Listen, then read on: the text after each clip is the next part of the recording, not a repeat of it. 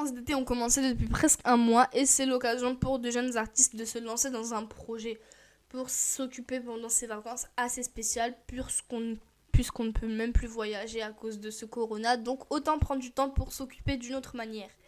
Et pourquoi pas créer un manga? Évidemment, pour créer un manga, c'est pas si simple. Si tu pensais qu'il suffisait de gribouiller sur une petite feuille, une petite histoire, c'est absolument pas ça.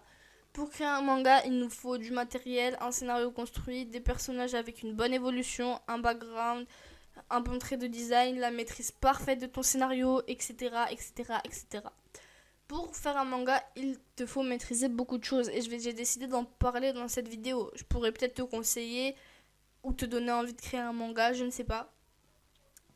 Voilà. Après, je n'ai pas la connaissance suprême, je ne sais pas tout sur ce domaine, sur ce sujet, mais je pense être assez calée pour pouvoir vous en parler. Commençons tout de suite. Commençons avec le scénario. Le scénario, c'est presque le plus important pour attirer le regard des éditeurs et des lecteurs. Ton scénario doit être bien, une histoire intéressante. Mais vous allez me dire, comment créer un bon scénario qui va plaire aux lecteurs et aux éditeurs? Faites dans l'original, mais sans pour autant être totalement à l'ouest dans une histoire complètement compliquée. Si vous voulez vous inspirer d'un manga ou d'un film déjà connu, vous pouvez très bien, hein, c'est pas forcément du plagiat. Il y a beaucoup de mangas qui parlent du même sujet mais qui ne sont pas pour autant similaires. Au début, ça commencera avec une simple idée, voilà, venue de nulle part, qu'il faudra peaufiner en rajoutant des détails. Puis une fois que tu auras ton idée, tu pourras commencer à choisir comment l'histoire se passera globalement. Une fois que tu auras tout visualisé, tu pourras commencer à écrire. Et là, tu devras tout écrire en détail. En détail. Cela prendra beaucoup de temps, peut-être des mois ou des semaines, mais c'est très important, car tu dois maîtriser ton scénario sur le bout des doigts. Parce que, je sais pas moi, imaginons que l'éditeur prenne rendez-vous avec toi parce qu'il a adoré ton histoire. Évidemment, il va te poser quelques questions, des questions scénaristiques. Et si tu te mets à bégayer dès la première question, c'est pas fou.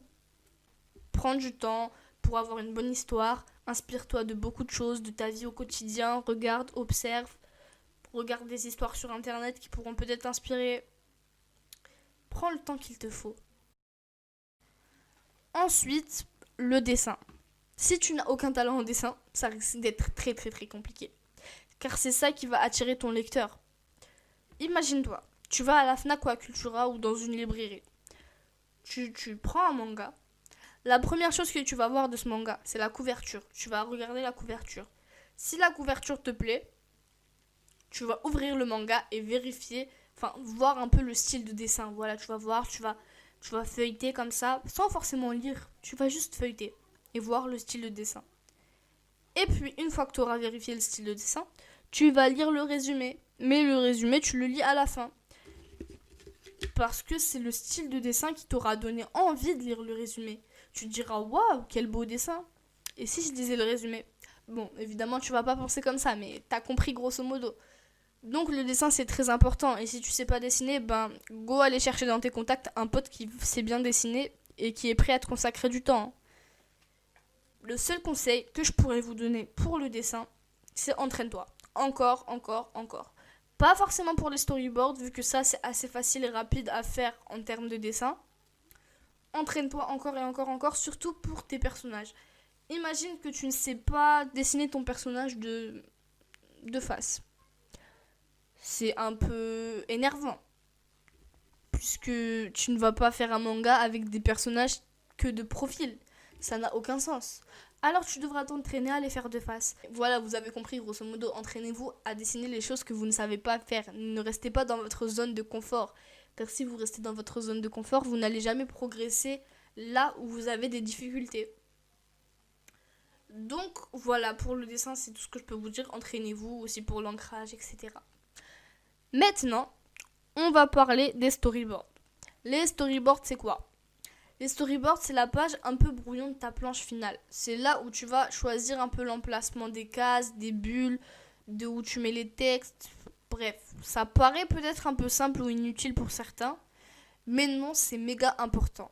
C'est un brouillon de ta page finale, tu dois tout visualiser et ça, c'est justement grâce au storyboard. Prenez du temps pour faire de bons storyboards, entraînez-vous à faire des storyboards parce que peut-être que le lecteur ne va pas forcément voir vos storyboards. C'est pas forcément intéressant pour les lecteurs, certes, Mais pour vous, ça sera indispensable.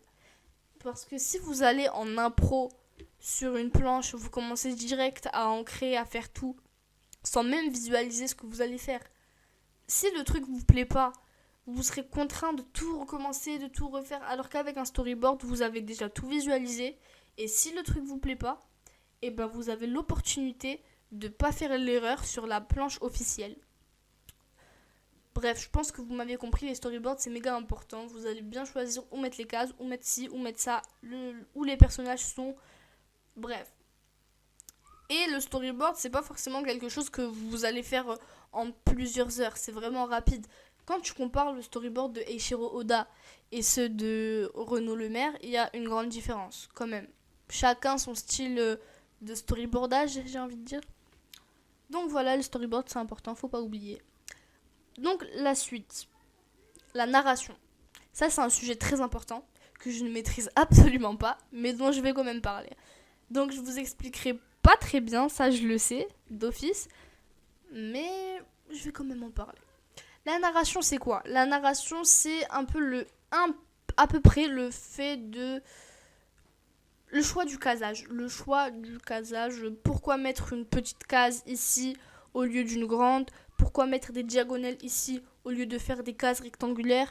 Pourquoi ici tu mets une double page et pas là ? Pourquoi ici tu mets une transition ? Bref, la narration c'est ça. Et pour la narration, le seul conseil que je peux te donner, c'est inspire-toi de tes auteurs préférés. Analyse leur contenu.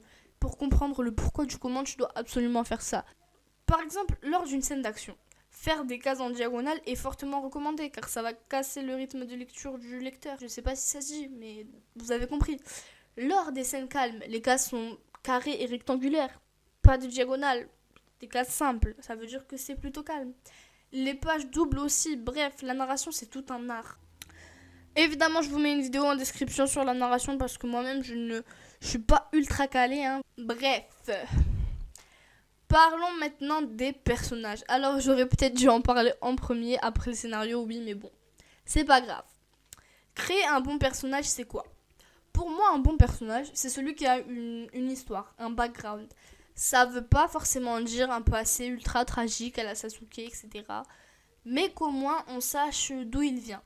Dans ton œuvre, ça sera pas indispensable de citer son passé. Mais ça peut te donner l'opportunité de faire des bons trucs scénaristiques. Je dis ça, je dis rien. Mais le principal pour un bon perso, c'est l'évolution. Ton perso devra évoluer au fil des chapitres, en bon ou en mauvais. À toi de voir. Je sais pas, moi, par exemple quelconque. Au début, c'est un gentil, puis après, il lui arrive un truc, et bam, ça devient un méchant. T'as compris ? Ou par exemple, au début, il pense d'une certaine manière, et suite aux événements qui lui arriveront, il pensera d'une autre manière, d'une manière différente. Bon, je dis ça au hasard, j'ai pas été précise, mais vous avez à peu près capté. J'essayerai de vous mettre des vidéos en description aussi, parce que ça aussi c'est assez important, vous devez le maîtriser pour faire de bons personnages. Un personnage attachant c'est bien, mais quand il est bien construit c'est mieux. Après, il y a aussi le chara design. Le chara design c'est aussi important, ne vous méprenez pas. En fait, ça fait un peu partie du dessin, voilà, tu dois maîtriser le chara design de tes persos. Faites attention au chara design, parce que je parle personnellement. Très personnellement, parfois il m'arrive de commencer des mangas ou des animés juste pour le chara design des personnages. Ça peut paraître illogique, mais beaucoup de gens commencent une histoire juste parce qu'un personnage leur plaît, enfin un personnage a un bon chara design. Donc faites attention au chara design, c'est aussi important. Bon, maintenant, imaginons que tu as fini. Tu as ton scénario de A à Z, tu as fait tes planches, tu as de bons persos avec une bonne histoire, tout est prêt.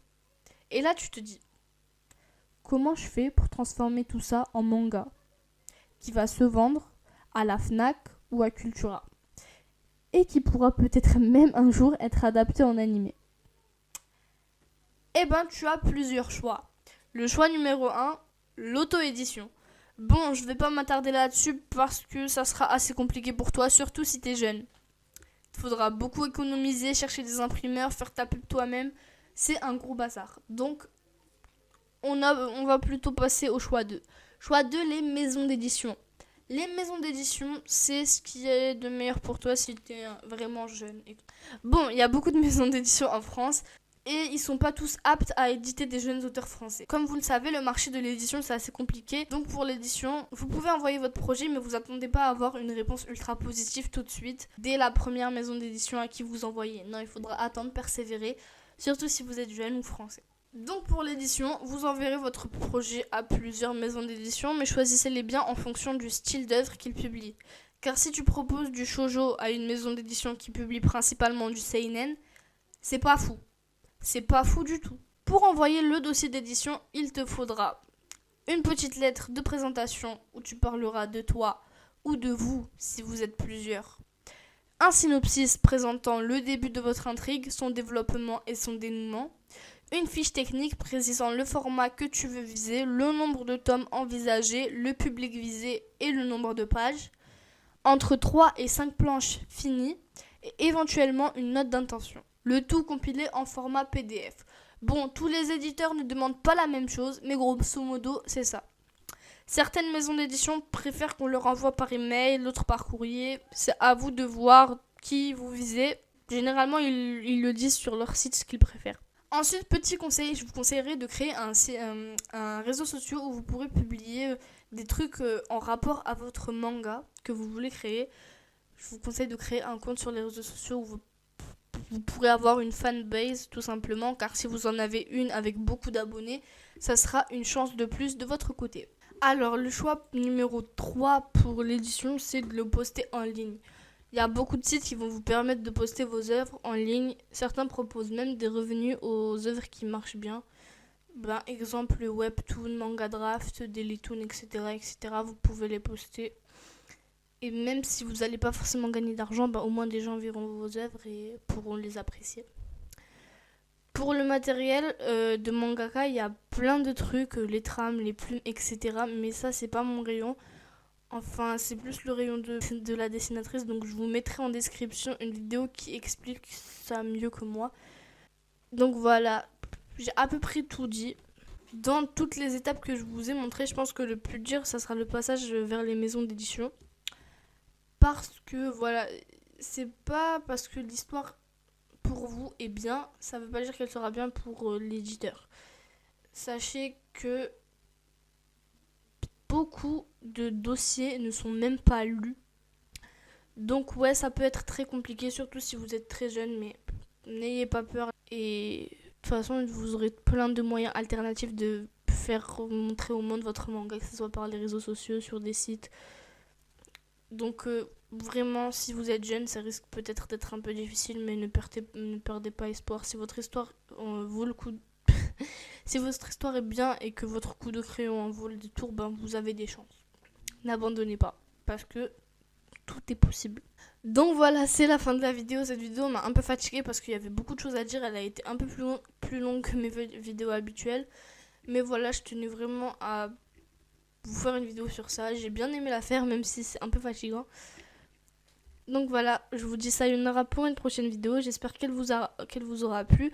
N'hésitez pas en commentaire à poser des questions ou à parler de votre expérience si vous avez essayé de créer un manga. Ou donner des conseils tout simplement pour les futurs jeunes créateurs. Voilà, donc j'espère que la vidéo vous aura plu. N'hésitez pas à liker, à commenter, à vous abonner. Ça fait toujours plaisir. Et moi je vous dis sayonara pour une nouvelle vidéo. Sayonara.